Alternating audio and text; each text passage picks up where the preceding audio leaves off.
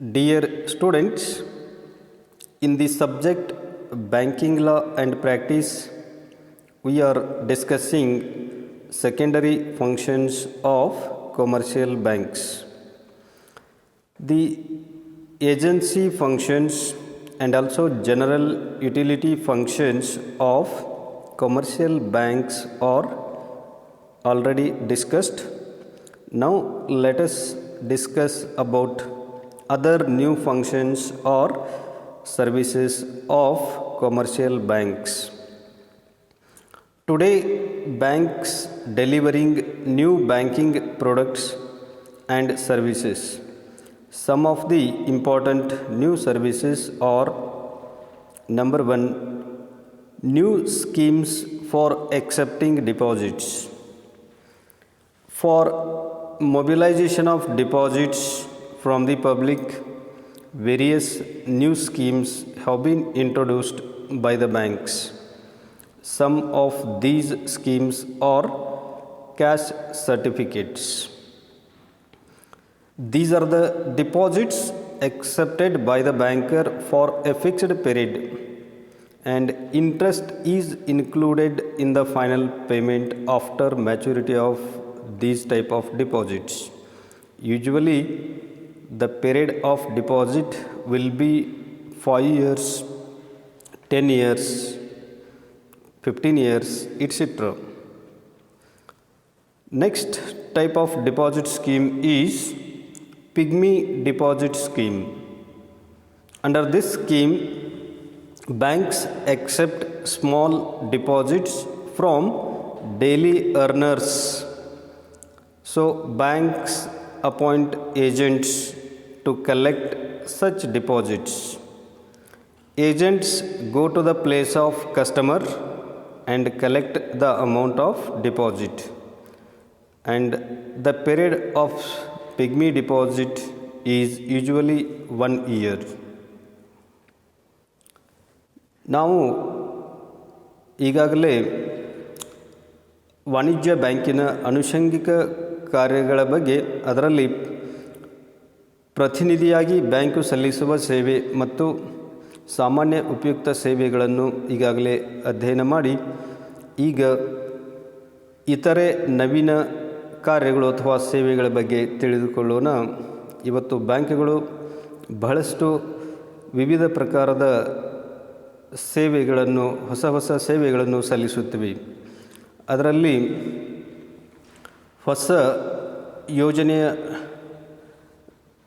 ಅದರಲ್ಲಿ ಮೊದಲನೇದಾಗಿ ಹೊಸ ಯೋಜನೆಯ ಠೇವುಗಳನ್ನು ಸ್ವೀಕರಿಸಲು ನವೀನ ಯೋಜನೆಗಳು. ಇದರಲ್ಲಿ ಮೊದಲನೇದಾಗಿ ನಗದು ಪತ್ರ ಅಥವಾ ನಗದು ಠೇವು ಪತ್ರ ಇದೆ. ಇಂಥ ಠೇವುಗಳನ್ನು ಬ್ಯಾಂಕ್ ಒಂದು ನಿಗದಿತ ಅವಧಿಯವರೆಗೆ ಸ್ವೀಕರಿಸಲಾಗುತ್ತದೆ ಹಾಗೂ ಒಟ್ಟು ಮರುಪಾವತಿಸುವ ಹಣದಲ್ಲಿ ಬಡ್ಡಿ ಸೇರಿ ಅವಧಿ ಮುಗಿದ ನಂತರ ಠೇವಣಿದಾರರಿಗೆ ಬ್ಯಾಂಕು ಹಣ ಮರುಪಾವತಿಸುತ್ತದೆ. ಇಂಥ ಠೇವುಗಳ ಅವಧಿಯು ಸಾಮಾನ್ಯವಾಗಿ 5 ವರ್ಷ, 10 ವರ್ಷ, 15 ವರ್ಷ ಇತ್ಯಾದಿಯಾಗಿರುತ್ತದೆ. ಮುಂದಿನದು ಪಿಗ್ಮಿ ಠೇವು. ಇನ್ನೊಂದು ಹೊಸ ಯೋಜನೆ ಅಂದರೆ ಪಿಗ್ಮಿ ಠೇವು. ಇಂಥ ಠೇವುಗಳನ್ನು ಬ್ಯಾಂಕು ಪ್ರತಿನಿಧಿಗಳನ್ನು ಅಂದರೆ ಏಜೆಂಟ್ಗಳನ್ನು ನೇಮಕ ಮಾಡಿ ದಿನನಿತ್ಯ ಉಳಿತಾಯ ಮಾಡುವ ವ್ಯಕ್ತಿಯ ಹತ್ತಿರ ಖುದ್ದಾಗಿ ಭೇಟಿಯಾಗಿ ಸಣ್ಣ ಪ್ರಮಾಣದಲ್ಲಿ ಹಣ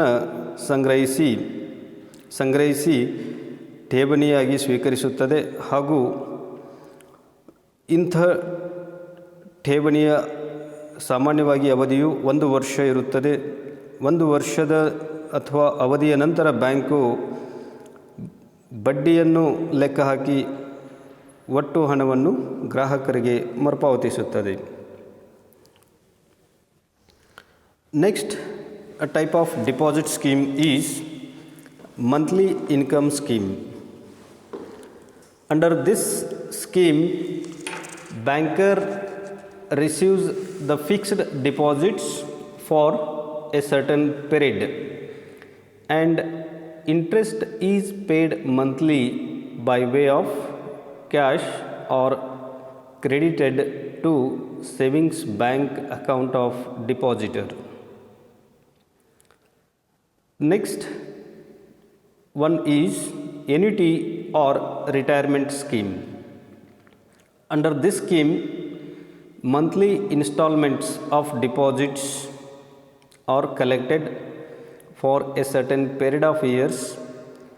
The amount accumulated with interest is repaid to the account holder after a specified period. Next one is insurance linked savings bank accounts. This scheme provides life insurance protection on the life of an account holder covered under a special insurance linked savings bank account. These are the new type of deposits which are accepted by the banks. Next, second type of new service of the bank is housing deposit scheme.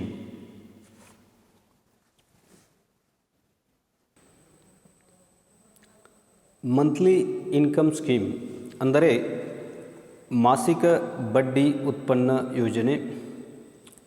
ಈ ಯೋಜನೆ ಪ್ರಕಾರ ಠೇವುದಾರರಿಂದ ಒಂದು ನಿಶ್ಚಿತ ಅವಧಿಗಾಗಿ ಠೇವಣಿಯನ್ನು ಸ್ವೀಕರಿಸಲಾಗುತ್ತದೆ ಮತ್ತು ಪ್ರತಿ ತಿಂಗಳು ಬಡ್ಡಿಯನ್ನು ಠೇವಣಿದಾರರಿಗೆ ನಗದು ರೂಪಾಗಿ ಅಥವಾ ಅವರ ಉಳಿತಾಯ ಖಾತೆಗೆ ಜಮೆ ಮಾಡುವುದರ ಮುಖಾಂತರ ಕೊಡಲಾಗುತ್ತದೆ. Next, annuity or retirement scheme. ಇದಕ್ಕೆ ನಾವು ನಿವೃತ್ತಿ ಯೋಜನೆ ಎಂದು ಹೇಳಬಹುದು.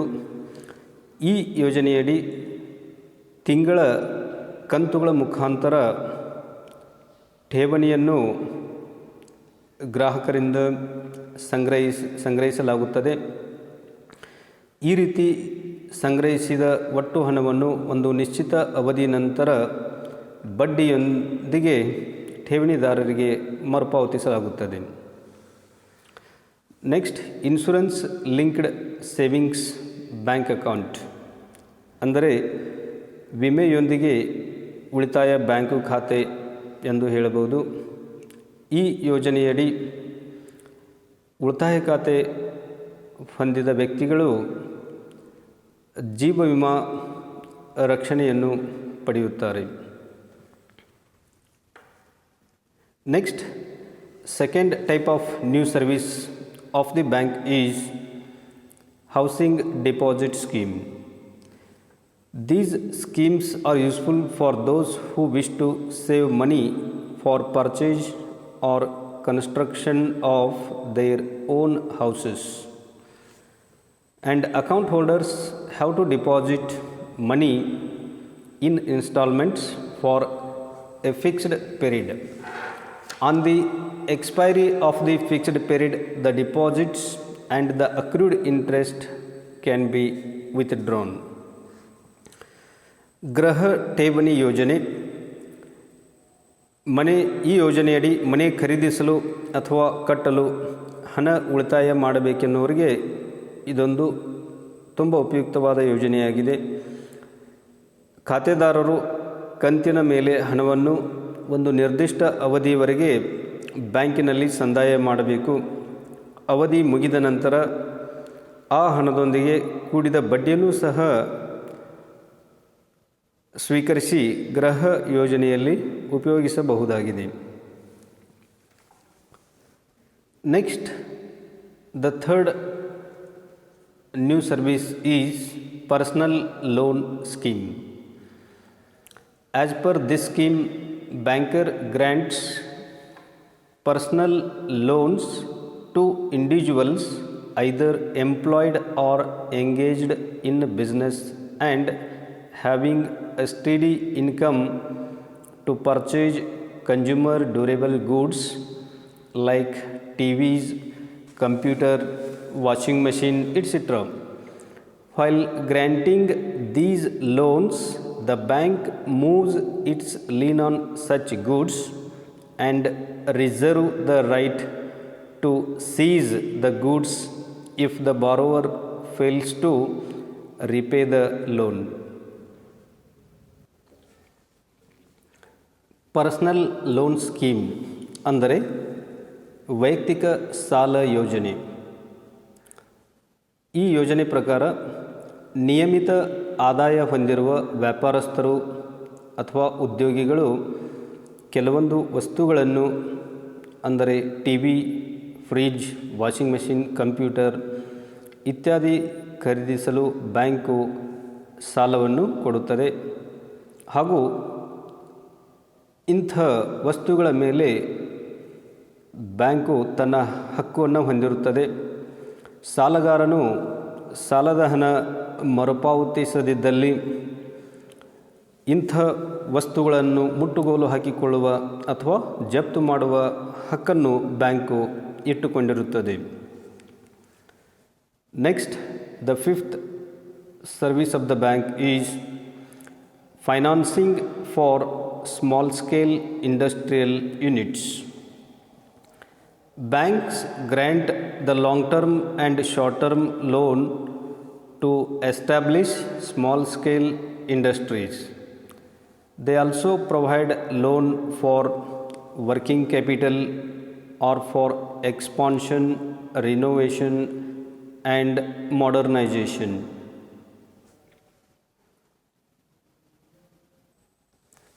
Financing for small scale industrial units ಅಂದರೆ ಸಣ್ಣ ಕೈಗಾರಿಕೆಗಳಿಗೆ ಹಣಕಾಸು ಸೌಲಭ್ಯ. ಬ್ಯಾಂಕು ಸಣ್ಣ ಕೈಗಾರಿಕೋದ್ಯಮಿಗಳಿಗೆ ಅಲ್ಪಾವಧಿ ಹಾಗೂ ದೀರ್ಘಾವಧಿ ಸಾಲವನ್ನು ಉದ್ದಿಮೆಯ ವಿಸ್ತರಣೆಗಾಗಿ ಹಾಗೂ ನವೀಕರಣಕ್ಕಾಗಿ ಹಾಗೂ ಹೊಸದಾಗಿ ಚಿಕ್ಕ ಉದ್ದಿಮೆಯನ್ನು ಪ್ರಾರಂಭಿಸಲು ಬ್ಯಾಂಕು ಸಾಲವನ್ನು ಮಂಜೂರು ಮಾಡುತ್ತದೆ. Next, sixth service of the bank is providing education loans. Nowadays, banks are providing educational loan to students for pursuing higher studies. Such loan should be repayable by way of installments in future. Education loan ಅಂದರೆ ಶೈಕ್ಷಣಿಕ ಸಾಲ. ಇತ್ತೀಚಿನ ದಿನಗಳಲ್ಲಿ ವಿದ್ಯಾರ್ಥಿಗಳಿಗೆ ಉನ್ನತ ವ್ಯಾಸಂಗಕ್ಕಾಗಿ ಬ್ಯಾಂಕುಗಳು ಶೈಕ್ಷಣಿಕ ಸಾಲವನ್ನು ಒದಗಿಸುತ್ತಿವೆ. ಅದನ್ನು ವಿದ್ಯಾರ್ಥಿಗಳು ಕಂತಿನ ಮುಖಾಂತರ ತಮ್ಮ ಕಲಿಕಾ ಅವಧಿ ಮುಗಿದ ಮೇಲೆ ಮುಂದೆ ಕಂತಿನ ಮುಖಾಂತರ ಮರುಪಾವತಿಸುವ ಅವಕಾಶವನ್ನು ಈ ಯೋಜನೆಯಡಿ ವಿದ್ಯಾರ್ಥಿಗಳಿಗೆ ಒದಗಿಸಲಾಗುತ್ತದೆ. Next, seventh service of the bank is schemes for financing agriculture. Banks provide short term loans for financing seasonal agricultural activities, including purchase of inputs, and medium term loans are provided for purchase of agricultural equipments, pump sets, etc. And long term loans are provided for purchase of tractor or other assets of long-term durability. Some banks have launched schemes for financing farm-based activities such as poultry, dairy farming, etc. Schemes for financing agriculture ಅಂದರೆ ವ್ಯವಸಾಯ ಯೋಜನೆಗೆ ಹಣಕಾಸು ಸೌಲಭ್ಯ. ಈ ಯೋಜನೆ ಪ್ರಕಾರ ರೈತರಿಗೆ ಅನುಕೂಲವಾಗುವಂತೆ ಅಲ್ಪಾವಧಿ, ಮಧ್ಯಮಾವಧಿ ಮತ್ತು ದೀರ್ಘಾವಧಿ ಸಾಲ ಯೋಜನೆಯನ್ನು ಬ್ಯಾಂಕುಗಳು ಪರಿಚಯಿಸಿರುತ್ತವೆ. ಕಾಲಕ್ಕೆ ತಕ್ಕಂತೆ ಬೇಕಾಗುವ ಸಾಲವನ್ನು ರೈತರಿಗೆ ಕೊಡುವ ಸಾಲವು ಅಲ್ಪಾವಧಿಯದ್ದಾಗಿರುತ್ತದೆ. ವ್ಯವಸಾಯದ ಸಾಮಗ್ರಿ, ಪಂಪ್ಸೆಟ್ ಮತ್ತು ಇತರ ವಸ್ತುಗಳನ್ನು ಖರೀದಿಸಲು ಕೊಟ್ಟಂಥ ಸಾಲವು ಮಧ್ಯಮಾವಧಿ ಸಾಲವಾಗಿರುತ್ತದೆ. ಮತ್ತು ಟ್ರ್ಯಾಕ್ಟರ್ ಅಥವಾ ಇತರೆ ಭೂಮಿ ಇತ್ಯಾದಿ ಸ್ಥಿರ ಆಸ್ತಿಗಳನ್ನು ಖರೀದಿಸಲು ಒದಗಿಸಿದ್ದ ಸಾಲಕ್ಕೆ ದೀರ್ಘಾವಧಿ ಸಾಲವೆನ್ನುತ್ತಾರೆ. ಕೆಲವು ಬ್ಯಾಂಕುಗಳು ಹಾಲಿನ ಡೈರಿ ಅಥವಾ ಕೋಳಿ ಸಾಕಾಣಿಕೆ ಇತ್ಯಾದಿ ವ್ಯವಸಾಯಕ್ಕೆ ಸಂಬಂಧಪಟ್ಟ ಚಟುವಟಿಕೆಗಳನ್ನು ಕೈಗೊಳ್ಳಲು ಸಾಲವನ್ನು ಮಂಜೂರು ಮಾಡುತ್ತಿವೆ. Next service of the bank is loan for self employment. Now banks are providing the loans to graduates and others for self-employment, for purchase of car, Xerox machine, auto and for retailing. Loan for self employment ಅಂದರೆ ಸ್ವಯಂ ಉದ್ಯೋಗಕ್ಕಾಗಿ ಸಾಲ. ಪದವೀಧರರಿಗೆ ಸ್ವಯಂ ಉದ್ಯೋಗಕ್ಕೆ ಅನುಕೂಲವಾಗುವಂತೆ ಅಂದರೆ ವಾಹನ, ಯಂತ್ರೋಪಕರಣ, ಜೆರಾಕ್ಸ್ ಮಷೀನ್, ಆಟೋ ಇತ್ಯಾದಿಗಳನ್ನು ಖರೀದಿಸಲು ಅಥವಾ ಕಿರುಕುಳ ವ್ಯಾಪಾರ ಪ್ರಾರಂಭಿಸಲು ಇತ್ಯಾದಿ ಚಟುವಟಿಕೆಗಳಿಗಾಗಿ ಬ್ಯಾಂಕುಗಳು ಸಾಲವನ್ನು ನೀಡಿ ಸ್ವಯಂ ಉದ್ಯೋಗಿಗಳನ್ನಾಗಿ ಮಾಡುತ್ತಿವೆ. Next type of service of the bank is providing lockbox facility. A box is kept at the branch of the banks in which the customers insert check, DD, etc. after the bank's office hours, and the bank collects them the next day and passes the entries. ಲಾಕ್ಬಾಕ್ಸ್ ಸೌಲಭ್ಯ ಎಂದರೆ ಬ್ಯಾಂಕಿನ ವ್ಯವಹಾರದ ಸಮಯದ ನಂತರ ಗ್ರಾಹಕರಿಗೆ ಅನುಕೂಲವಾಗಲು bank ಹೊರಗೆ ಒಂದು ಡಬ್ಬಿಯನ್ನು ಇಟ್ಟಿರಲಾಗುತ್ತದೆ. ಈ ಡಬ್ಬಿಯಲ್ಲಿ ಗ್ರಾಹಕರು ಚೆಕ್ಕು ಅಥವಾ DDಯನ್ನು ಹಾಕುತ್ತಾರೆ. ಈ ಡಬ್ಬಿಯಲ್ಲಿ ಸಂಗ್ರಹವಾದ ಚೆಕ್ ಮತ್ತು ಇತರೆ DD ಇತ್ಯಾದಿಯನ್ನು ಬ್ಯಾಂಕು ಮುಂದಿನ ವ್ಯವಹಾರದ ಸಮಯದಲ್ಲಿ ಸರಿಯಾಗಿ ನಮೂದಿಸಿ ಗ್ರಾಹಕರಿಗೆ ಅನುಕೂಲವನ್ನು ಒದಗಿಸಲಾಗುತ್ತದೆ. Next one is technical advice. Nowadays, banks provide technical advice to entrepreneurs for establishment of small-scale industries. A separate cell is established in some banks for this purpose. Technical advice ಅಂದರೆ ತಾಂತ್ರಿಕ ಉಪದೇಶ. ಇತ್ತೀಚೆಗೆ ಬ್ಯಾಂಕುಗಳು ಸಣ್ಣ ಕೈಗಾರಿಕೋದ್ಯಮಿಗಳಿಗೆ ತಾಂತ್ರಿಕ ಉಪದೇಶ ಒದಗಿಸುತ್ತಿವೆ.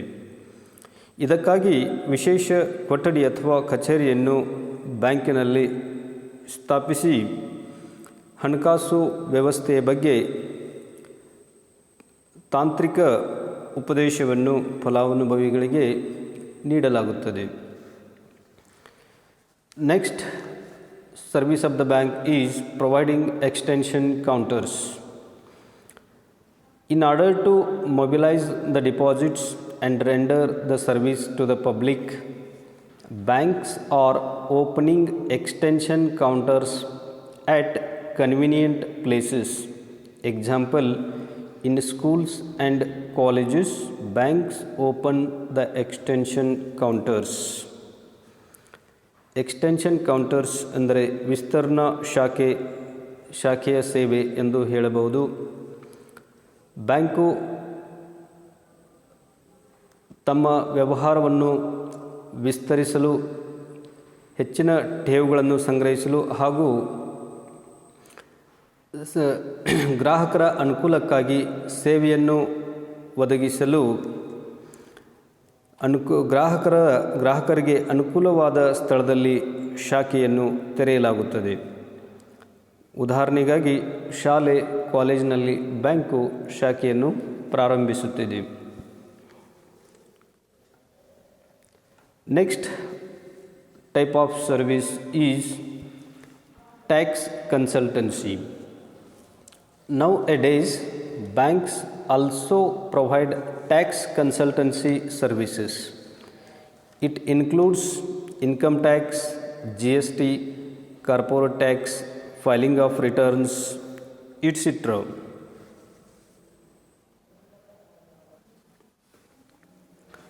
ಟ್ಯಾಕ್ಸ್ ಕನ್ಸಲ್ಟೆನ್ಸಿ ಅಂದರೆ ತೆರಿಗೆ ಸಲಹೆ ನೀಡುವಿಕೆ. ತೆರಿಗೆ ಸಲಹಾ ಸೇವೆಯನ್ನು ಸಹ ಬ್ಯಾಂಕುಗಳು ಇತ್ತೀಚೆಗೆ ಒದಗಿಸುತ್ತವೆ. ಬ್ಯಾಂಕಿನಲ್ಲಿ ತೆರಿಗೆ ಸಲಹಾ ವಿಭಾಗವನ್ನು ವಿಶೇಷವಾಗಿ ತೆರೆದು ವರಮಾನ ತೆರಿಗೆಯ ಬಗೆಗೆ ಅಥವಾ ಸರಕು ಸೇವಾ ತೆರಿಗೆಯ ಬಗೆಗೆ, ಸಂಯುಕ್ತ ಬಂಡವಾಳ ಸಂಸ್ಥೆ ತೆರಿಗೆ ಬಗ್ಗೆ ಇತ್ಯಾದಿ ಬಗ್ಗೆ ಸಲಹೆಯನ್ನು ಒದಗಿಸುತ್ತದೆ. ಹಾಗೂ ರಿಟರ್ನ್ಸ್ ಫೈಲ್ ಮಾಡುವ ಬಗ್ಗೆಯೂ ಸಹಿತ ಇಲ್ಲಿ ಸಲಹೆಯನ್ನು ಬ್ಯಾಂಕುಗಳು ಅವಶ್ಯಕವಾದ ಗ್ರಾಹಕರಿಗೆ ನೀಡುತ್ತಿವೆ. Next type of service is loans to women. Nowadays, banks provide financial assistance to women so as to make self-reliant. For example, banks provide the loan to women for purchase of tailoring materials, computers for home industry, producing pickles, papad, etc. Loans to women ಅಂದರೆ ಮಹಿಳೆಯರಿಗೆ ಸಾಲ. ಈ ಯೋಜನೆಯಡಿ ಇತ್ತೀಚಿನ ದಿನಗಳಲ್ಲಿ ಮಹಿಳೆಯರು ಸ್ವಾವಲಂಬಿಗಳಾಗಲು ಬೇಕಾದ ಹಣಕಾಸಿನ ಸಹಾಯವನ್ನು ಒದಗಿಸಲು ಬ್ಯಾಂಕುಗಳು ಮುಂದಾಗಿವೆ. ಮಹಿಳೆಯರಿಗೆ ಹೊಲಿಗೆ, ಕಸೂತಿ ಇತ್ಯಾದಿ ಚಟುವಟಿಕೆ ಕೈಗೊಳ್ಳಲು, ಅದೇ ರೀತಿ ಗೃಹ ಉದ್ಯೋಗಗಳಿಗೆ ಹಪ್ಪಳ, ಉಪ್ಪಿನಕಾಯಿ ಇತ್ಯಾದಿ ಚಟುವಟಿಕೆಗಳನ್ನು ಪ್ರಾರಂಭಿಸಲು ಹಾಗೂ ಸ್ವ ಉದ್ಯೋಗವನ್ನು ಸ್ಥಾಪಿಸಲು ಹಣಕಾಸು ಒದಗಿಸುತ್ತಿವೆ. Next type of service of the bank is ATM. For making banking business available 24 hours on non-stop service basis for 365 days a year, banks have installed automatic teller machine, that is ATM, and a card is given to the customer which is called ATM card. The card holder, by using this card in the machine, can deposit, withdraw money, check the balance of his account, get the mini statement, etc. ATM ಅಂದರೆ ಸ್ವಯಂಚಾಲಿತ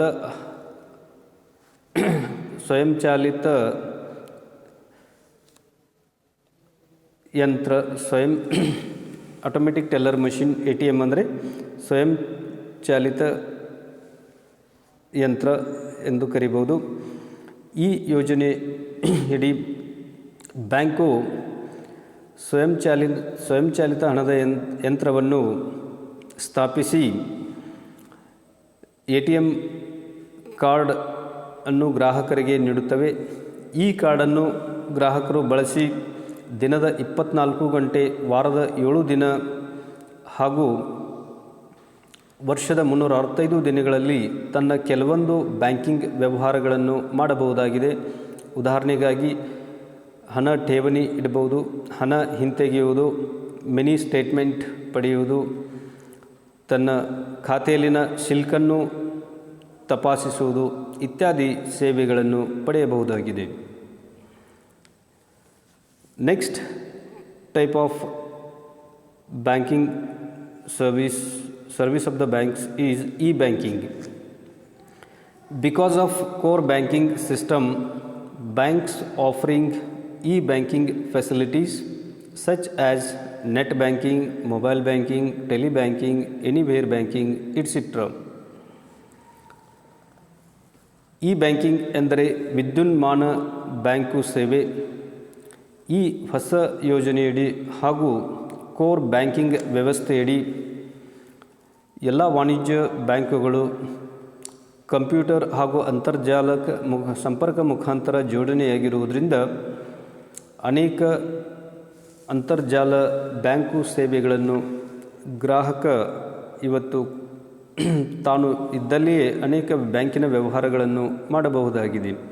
ಆದ್ದರಿಂದ net banking, mobile banking, telebanking, anywhere banking ಈ ರೀತಿ ಅನೇಕ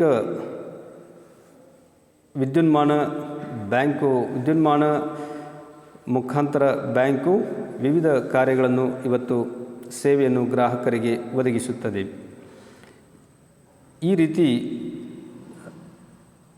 ನಾವು ತಿಳಿದುಕೊಂಡಂತಹ ಬ್ಯಾಂಕಿನ ವಿಷಯಗಳು ಈ ರೀತಿ ಪ್ರಮುಖವಾಗಿದ್ದು, ಇನ್ನೂ ಹಲವಾರು ಬ್ಯಾಂಕು ಹೊಸ ನವೀನ ಸೇವೆಗಳನ್ನು ಸಲ್ಲಿಸುತ್ತದೆ. ಇಲ್ಲಿವರೆಗೆ ಫಸ್ಟ್ ಯೂನಿಟ್ದಲ್ಲಿರುವಂಥ ಸಿಲೆಬಸ್ ಬಗ್ಗೆ ನಾವು ತಿಳಿದುಕೊಂಡಿದ್ದೇವೆ. ಮುಂದಿನ ತರಗತಿಯಲ್ಲಿ 2ನೇ ಅಧ್ಯಾಯ ಅಥವಾ 2ನೇ ಯೂನಿಟನ್ನು ಪ್ರಾರಂಭಿಸೋಣ. Thank you.